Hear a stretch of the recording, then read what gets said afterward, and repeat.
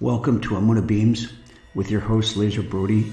Today's episode is entitled Knocking Down the Walls of Coronavirus, and it's our weekly Amuna look on significant current events. On a mad rush to prevent the global pandemic of coronavirus, researchers are looking for all type of defensive measures that protect the body against coronavirus, such as boosting people's immune systems and looking for the type of antibodies that can prevent the penetration of the coronavirus into healthy human cells. Well, the difficulty of coronavirus is that its protein-like spikes serve as daggers that pierce and penetrate healthy cells. It's a very cogent biological weapon. From a spiritual standpoint, I would therefore take an offensive measure rather than choosing defensive measures. Take an offensive measure and use what the pharmaceutical world calls antivirals. These are substances that fight off viral infections. How do they do that? They attack the viruses themselves.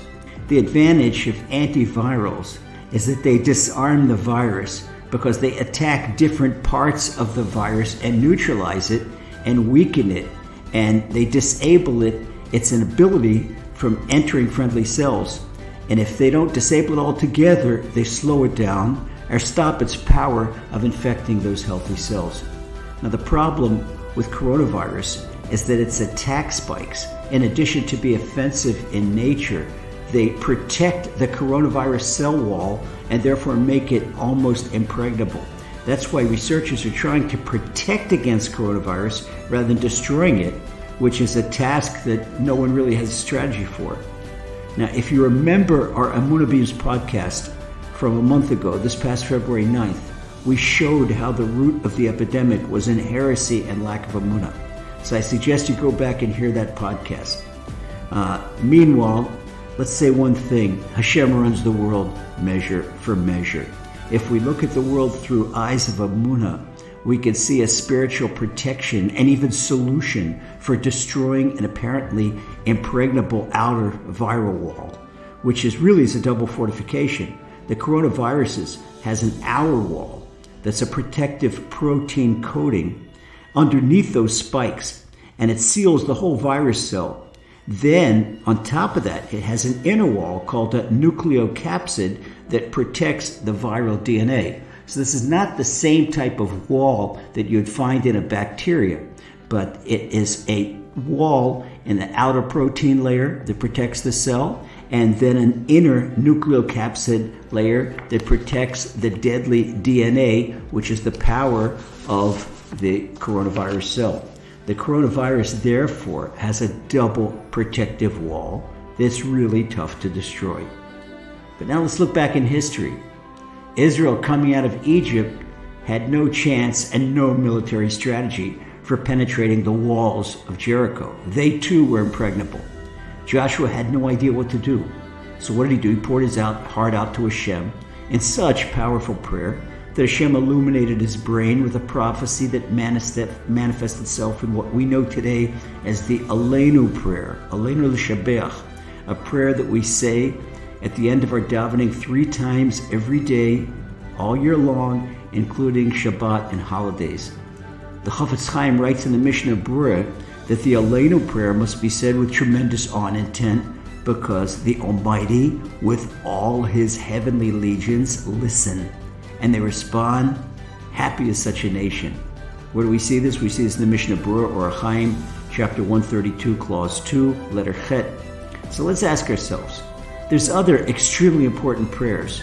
So why here does the Chafetz Chaim give us marching orders of tremendous awe and intent? How come the Chafetz Chaim doesn't tell us to do that about the other prayers? Why Elenu in particular? What's so good, what's so important, what's so powerful about Elenu?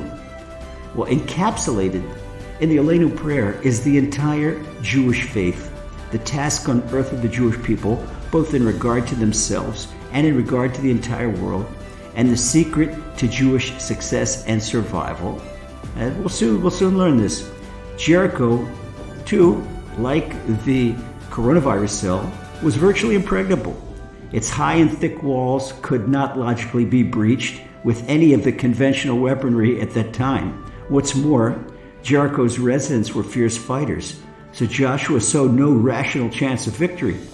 He therefore said this prayer 7 times, every time he circled the city. And as the Chasam Sofer explains, when he circled the city for the 7th time, Hashem personally knocked down the walls of Jericho and delivered the city into Joshua's hands. The dark side forces of Jericho were so great that its conquering could only be done through the miracle of divine intervention.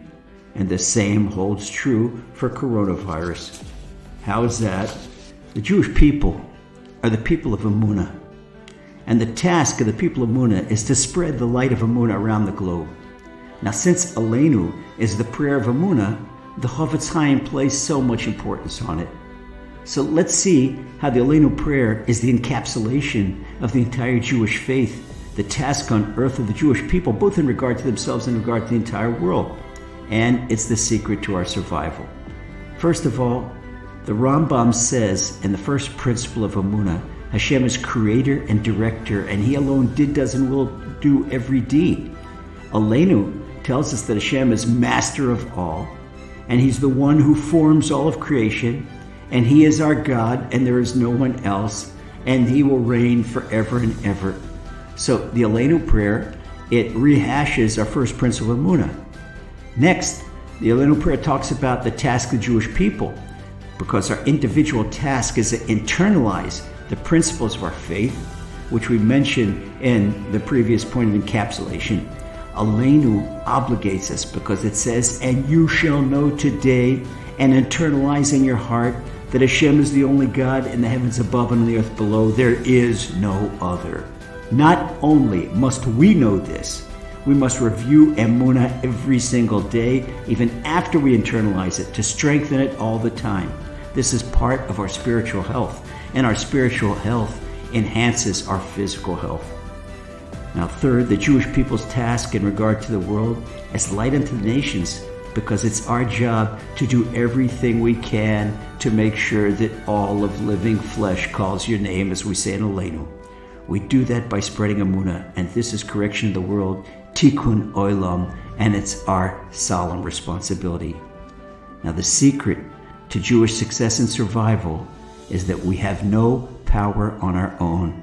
A Jew must know that we put our hope in Hashem, Hashem our God, to see the glory of his strength, as we say in Aleinu. Hashem is the source of our strength and our abundance, and we must never forget that there is no one but Hashem. Now, Joshua's Emunah and his trust in Hashem, as conveyed in the powerful Aleinu prayer, had the power of knocking down the impenetrable walls of Jericho. Similarly, this prayer, when it's said with kavanah, with real fervor, it can knock down the walls of coronavirus that threaten us. So whatever you do, don't run out of shul at the end of davening. Say Aleinu with all your heart. Take another minute. That's all it takes, another 60 seconds to say Aleinu with real kavanah, with real sincerity, and you too will see Hashem's miraculous salvation for you, for your family, for our people Israel, and for all of humanity that throws away its idols and heresy very soon. Amen. God bless.